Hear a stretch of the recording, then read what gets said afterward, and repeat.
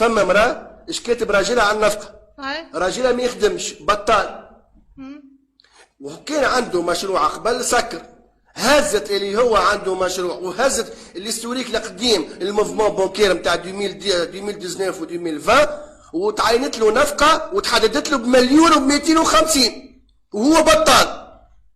توا مسير في 35 مليون وتعيش معاه فرد دار، تعيش معاه فرد دار. من بعد باش زغرتوا لها في وذنها حسب ما قال لي السيد، باش من بعد قدمت طريق للضرر وما قبلوش للضرر ومشيو عملوا قضيه انشاء باش هي حشمت او بالاخرى سيد تقول لك انا سامحوني في الكلمه كعبرتها الروح، انا عايشه معاه فرد دار وناكل من خيره ويضرب عليا ويدافع عليا وسامحوني في الكلمه ويضاجع فيا في الفراش الزوجيه، وهي عامله به نفقه مليون و250 وهو يخدم ليبر بطل، مره يخدم مره لا، مره يصور مره ما يصورش. هنا القاضي سؤال القاضي على انا انت على شنو خدمت انت؟ شنو الاعتمادات اللي خدمت عليها؟ شنو على شنو ضبطت انت التعريف هذا نتاع النفقه؟